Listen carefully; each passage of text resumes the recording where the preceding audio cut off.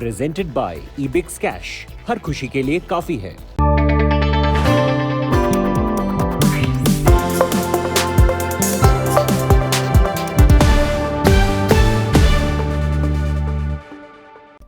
Hello and welcome. You're with us here on Business Today. I'm Abha Bakaya. Let's take you through the headlines that we're tracking for you tonight. Markets recover from Monday mayhem. Sensex up 514 points to break 59,000. Nifty ends at 17,562. That's up 165 points.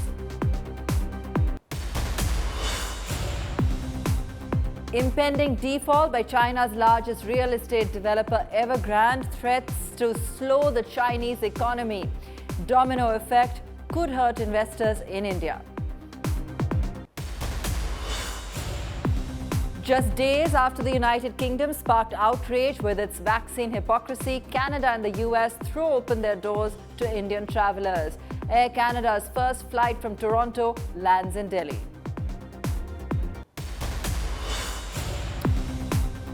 HDFC, the latest to slash home loan rates this festive season, offers 6.7% till 31st October. Yet more banks expected to follow suit.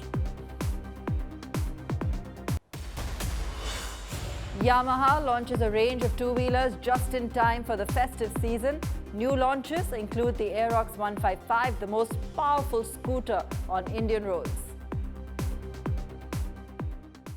The world is wondering if 13 years later it's the Lehman moment, this time for China all over again. A real estate behemoth in China is on the verge of collapse, with some say the potential to bring down the world economy. The impact on the Indian markets at the beginning of the week was substantial, with 3.78 lakh crore rupees wiped off in a single day. What now? Let's take a closer look. The health of the global economy may very well lie in this man's hands. The largest real estate company in China, Evergrande, is failing, and the world is wondering what the Chinese president will do. So what is Evergrande? It is a company with 1,300 projects underway, including the ambitious Dubai-inspired Ocean Flower Island in Hainan, China. It is also building the Emerald Bay Apartments in Hong Kong. Its pride is the 100,000-seater stadium in Guangzhou, built for its own soccer team. It has 200,000 plus employees and over 1.5 million customers. So why is Evergrande in trouble? Evergrande, the largest real estate borrower in the world, has $305 billion in debt, an amount larger than the GDP of 140 countries. Just 54% of the loans are secured. More than $80 billion are due in interest this week, which the company has said it is unable to pay. It also owes $103 billion to its suppliers and contractors. Evergrande has borrowed from 128 banks and 120 other financial institutions. It has 1,300 projects ongoing with investments of $1 trillion. Scenes like these are common in China these days. It is not only Evergrande which is teetering under the central bank's crackdown on easy loans to the real estate sector. Analysts say the company could be too big to fail, and the Chinese government is likely to step in. I think we can only take a guess in this moment. We can maybe there is some of the hints for the case of its peers like China Fortune Land Development, which have suffered in a similar situation. I think Chinese government would give a little bit help in both homeowners and investors. This is what Indian investors are hoping for, but preparations are being made for the worst.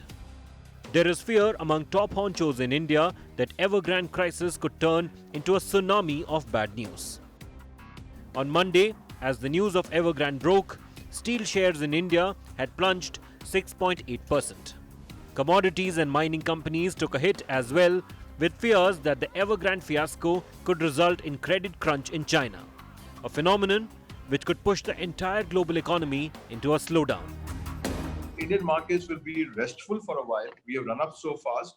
Valuations are stratospheric at this point of time until some major inflow comes, which is unlikely at this point of time in the US. Therefore, market will run range bound and little bit in the correction mode because it's heavily dependent on how the US market is working.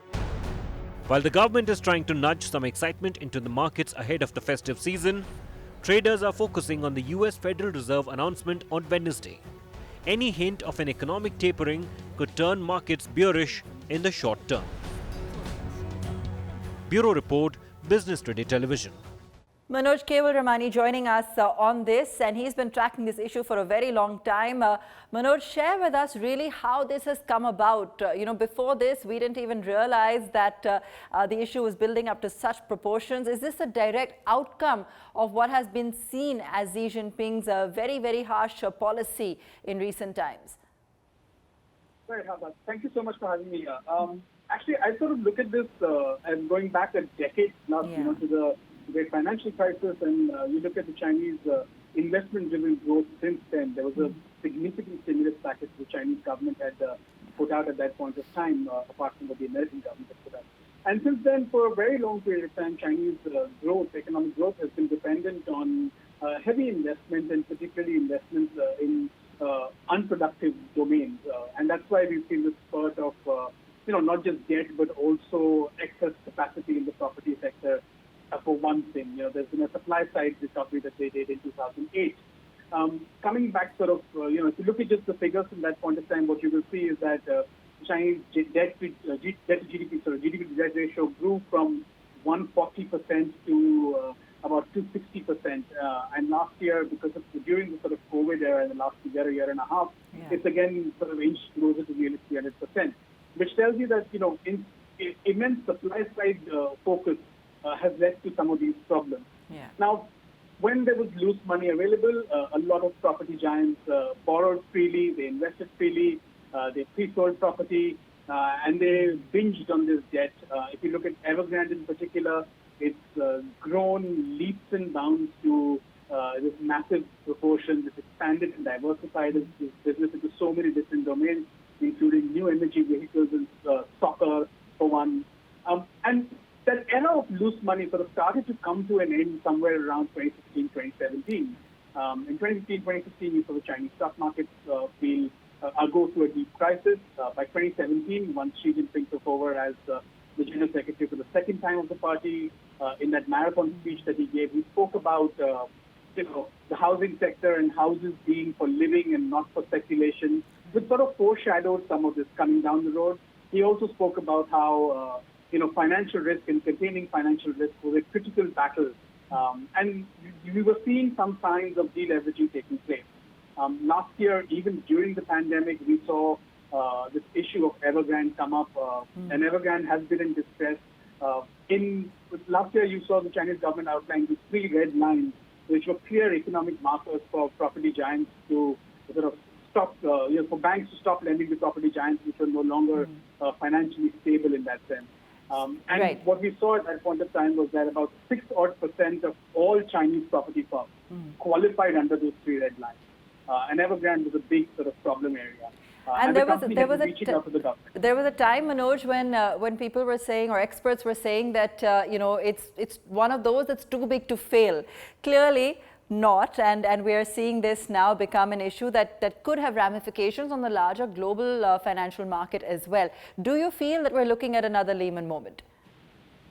Right. I mean, I don't think that comparison really works well in the Chinese context, and that's partly because, yes, Evergrande has significant liabilities spread over a period of time. I mean, at one point in time, its liabilities are around 2% of China's GDP. Yet it's spread over a period of time. Chinese regulators, the Chinese system is not as financialized as the American system. Chinese regulators can easily push the banks to lend. So the notion of, when the Lehman crisis happened, it was essentially trust between lenders that broke down, and modalities of lending crashed. So you no longer trusted on what basis you should be lending. In the Chinese system, the government controls the lending system. So it can very easily push lenders to continue supporting the system. So I wouldn't necessarily see a Lehman-type collapse. But what I do think we are likely to see is that we're likely to see tremendous strain across the property sector in China. We're likely to see tremendous strain on individuals, middle-class homeowners who paid for this, on investors who've invested in Evergrande, on people, on contractors, and those sorts of things. And my sense is that what we're likely to see is a difficult balancing act by the Chinese government, which at one level today is talking about common prosperity and supporting the little guy and sort of taxing the rich much more heavily. If it was to sort of suddenly come in and bail out a behemoth which is binged on debt and which is thrives on the moral hazard, and if it's going to try and continue supporting that moral hazard, then it sort of kicks the can down the road. Does Xi Jinping want to do that right now? It seems like it's a difficult balancing act for him to do, but my sense is that sooner or later we will see the government step in to support the company in one way or the other. I don't think it will be a direct bailout, but it will be a support to be able to make sure that some of that contagion across these different segments of society doesn't take place. Manoj, thanks so much for joining us and taking us through deep insight on the issue and what's happening currently with Evergrande in China. The benchmarks, however, did manage to recoup those losses that they saw on Monday. We did see a volatile session yet again today, but ended in the positive, in fact, following moves on global equities. So bouncing back 0.8% higher on the Sensex, back up above 59,000. Nifty also up close to 1%, and the Nifty Bank was steady today. In fact, the broader markets traded somewhat sideways for most of the day, and the index, as you see there, clearly seeing some strength. Top gainers, JSW Steel, ONGC, Bajaj Finance, IndusInd and Tata Steel. So some recovery also in those commodities that took a huge knock on Monday. And pulling up some other stocks for you as well that were particularly in focus today. And on the loser side as well, where we saw some action coming in. BPCL, Maruti, Hero, Bajaj Auto. So the auto names in particular seeing a little bit of sluggishness in today's session. Moving on to another story, and this time on the RBI surplus transfers, which had come as a big help to the central government finances in the recent past. Recall that for the 9-month period of July 2020 to March 2021, the RBI had transferred nearly 1 lakh crore rupees to the cash-strapped centre. However, that level of transfer may be difficult this year, according to a report that highlights concerns that this year, let alone generating a surplus, the RBI may itself need a capital infusion from the government to maintain a minimum of 20.8% of its balance sheet as capital. For more on the story, we're joined by the author of the report, Professor Anant Narayan, who is an international banking and financial markets expert. Professor Narayan, great to have you with us. Your report talks about several scenarios and subsequent news commentary that leads us to ask a question that nobody normally would. And that question is the RBI broke? Not at all. Not at all. I think the RBI is extremely well capitalized. There is no question of the central bank being broke. In fact, we are sitting on record level of foreign currency reserves, over $640 billion. There are plenty of high quality assets on the books of the RBI. I think the point is the following. The point is that the Bimal Jalan committee recommendation was to hold a certain number, 20.8% of the overall balance sheet as economic capital for the RBI. Now, it gave a nice rationale around how much of risk the RBI could be holding on its books and therefore how much capital it needs to hold. But I think the larger intent was to ensure that the government doesn't start dipping into what looks like the capital of the RBI to effectively monetize its deficit. And this is a point which I think people should understand. While it seems like the RBI and the government are two different entities, and they are independent entities, from an actual perspective, they're both the sovereign nation. They both belong to the same entity, right? To that extent, now, as of March 31st, 2021, there was about 12 lakh crores of capital on the books of RBI. Far from being broke, it had 12 lakh crores of economic capital on the books. Now, does that mean like an ONGC or like a BPCL or a PSU or a State Bank of India, could it pay a higher dividend to the government? This is not like any other PSU. This is a sovereign monetary authority. So even if you found a great justification for transferring some money as dividend, effectively what you're doing between left pocket and right pocket of the sovereign is printing money. So while you might find a good justification, any special dividend given by the central bank is effectively printing money. Now, printing money has implications. On one hand, it could be good. You could stoke good demand. Maybe that sets off a good virtuous cycle of bringing in supply, bringing in employment, and all of those nice things. it could also stoke inflation. And more often than not, unfortunately, we've seen printing of money stoke inflation. Also, if you tell the government there is 12 lakh crores which can be dipped into, can you imagine what anyway the government is short of funds, the temptation to dip into that pot and try and monetize more and more will be quite large, with very severe implications for things like inflation. So to avoid those kind of controversies, I think the wise men behind that particular committee said, let's keep a cap on how much the government can extract from the RBI. And they put this magical number of 20.8%. I think if the RBI and the government can explain to the public at large and all stakeholders that the intent is not to monetize and to create inflation, that there will be good control using the MPC and other institutions to ensure that inflation is kept under control, then revisiting this line in the sand of 20.8%, I think can be justified. And I think ought to be the way forward, rather than trying to manage the size of the balance sheet by using some market instruments which are purely meant to manage the size of the balance sheet as opposed to achieving public good.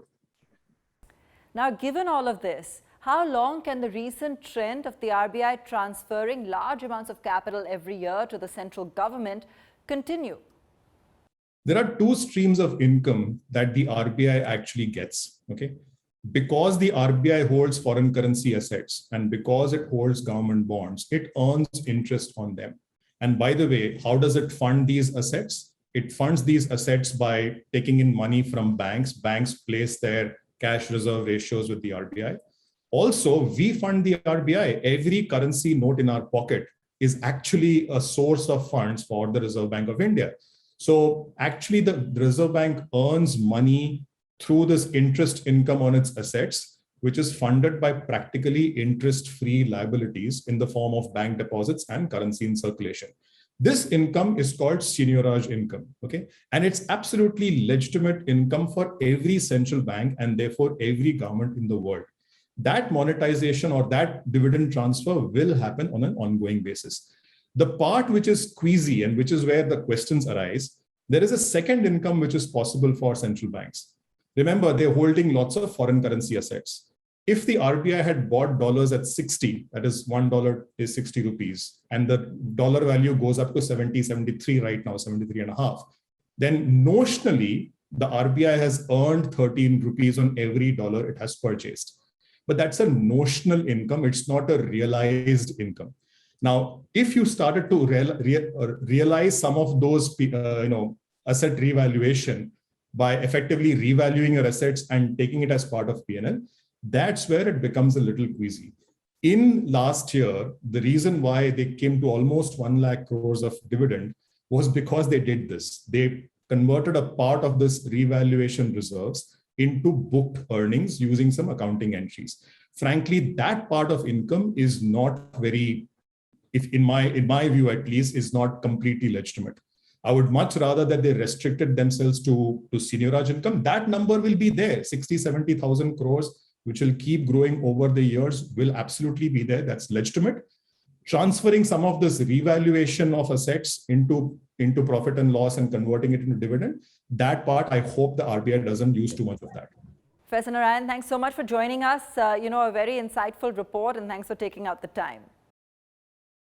Now, the Adani Group has claimed it will triple its renewable power generation in the next 4 years. Speaking at the JP Morgan Annual Investors Summit, Chairman Gautam Adani has said his company will be investing $20 billion in eco-friendly technologies in the next 20 years, adding that Adani will be the first group to power all of its data centers with renewable energy. We will triple our renewable power generation capacity over the next 4 years, from 21% now to a high of 63%. No company is building at this scale. Over the next 10 years, we'll invest over $20 billion across renewable energy generation, component manufacturing, transmission and distributions. We will be the first port business in India to get to operational net zero by 2025. We are also confident that our integrated value chain our scale and experience puts us on the path to be the producer of the least expensive green electron anywhere in the world. An update on COVID-related travel restrictions to 4 popular destinations for the global Indian. In a major easing of pandemic travel restrictions, the US has announced it will allow vaccinated foreigners to fly into the country starting November if they have a negative COVID-19 test. Canada, meanwhile, has eased travel restrictions after 4 months on Indians flying directly to the country. Air Canada has started flights on the Toronto-Delhi sector. COVID tests 18 hours before departure from a designated lab are mandatory. The decisions follow a controversial announcement described by many as discriminatory and racist by the United Kingdom, which still requires vaccinated Indians to get multiple COVID tests and a 10-day quarantine on arrival. Australia, meanwhile, has not taken a decision on allowing foreigners to enter. Life has taken a complete U-turn for thousands of employees at Ford India. Until a week ago, they had a job and stability in their lives. Today, they face unemployment and being uprooted from their homes. Business Today TV's Akshay Nath filed a ground report from Chennai on the aftermath of Ford's decision to exit the Indian car market.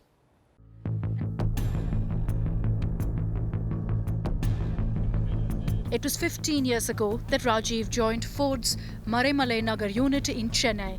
In those years, he settled in Chennai, got his sister married. Then on Ganesh Chaturthi, 9th of September, he was informed of Ford's plans. Now he's one of the 4,200 employees facing the sack. என்னோட ஊர் வந்து கன்னியாகுமரி நாகர்கோயிலேருந்து முடிச்சு டேரெக்டாக என்னோட first company Ford தான். கிட்டத்தட்ட இப்போ வந்து 15 இயர்ஸ் ஆகிடுச்சு. இப்போ இங்கே வந்ததுக்கு அப்புறம் தான் வந்து எனக்கு ஒரு கான்ஃபிடன்ஸ் தான் வந்துச்சு லைஃப்பில் வந்து இதுக்கப்புறம் ஃபுல்லாக லீட் பண்ணிட்டு போகலான்னு சொல்லிட்டு. இப்போ என்னோட ஃபேமிலி, என்னோட சிஸ்டர் மேரேஜ்லேருந்து நான் வாங்கின வீடு எல்லாமே வந்து ஃபோர்டை நான் வாங்குகிற சம்பளத்தை நம்பி தான். திடீர்னு வந்து பார்த்தோன்னா எதுவுமே இல்லைங்கிற சுச்சுவேஷனில் வந்து யாராலையும் வந்து சர்வை பண்ண முடியாது. While Ford's Sanand plant in Gujarat will still operate its engine shop, the plant in Chennai will either be closed or sold off to another auto company. Employees like Murli Dasan, who's been with Ford since 2004, starting from scratch, are wondering what the future looks like. So, இப்போதைக்கு எங்களுக்கு settlement வேண்டாம். அவங்க சைட்லேருந்து settlement பேசிக்கலாம்னு சொல்கிறாங்க. Settlement வந்து எங்களுக்கு தேவையில்லை. எங்களுக்கு வந்து எம்ப்ளாய்மெண்ட் தான் தேவை. ஏன்னா அது வந்து செட்டில்மெண்ட் வந்து அது ஒரு டெம்பரரி சொல்யூஷன் தான். ஸோ நாங்கள் வந்து ஒரு பர்மனெண்ட் சொல்யூஷன் தான் எங்களுக்கு வேணும் அப்படின்னு சொல்லி கேட்டிருக்கோம். ஒன்று ஃபோர்டு வந்து கண்டினியூ பண்ணணும். அப்படி ஃபோர்டு கண்டினியூ பண்ண முடியாது அப்படின்ற பட்சத்தில் வேறு எந்த கம்பெனி இந்த இதுவை வாங்குறாங்களோ, எங்கள் கம்பெனி வாங்குறாங்களோ அவங்கக்கிட்ட இந்த எம்ப்ளாய்மெண்ட் வந்து சரண்டர் பண்ணி எங்களோட ஜாப் வந்து கண்டினியூ ஆகணும் அப்படின்னு சொல்லிட்டு சொல்லியிருக்கோம். Central unions have also made their presence felt. They demand the centre and state governments intervene. Meanwhile, the more than 500 ancillary units supplying to Ford are wondering what to do with their factories and investments. There is neither support from the government nor from the bankers, and they are literally struggling to run the day-to-day operations of their company. And we are supposed to take care of them at this crisis situation so that the supply chain does not get affected for the future. We're seeing that there has been a lot of talks going on with the management, and at this point of time, members of CITU have gathered outside the Ford company and are protesting, demanding that operations in the Ford plant not be halted and it continue its operations in the country. With camera person Daniel from Chennai, Akshay Nath for India Today. And that's all we have time for on the show today. Thanks so much for watching. Good night.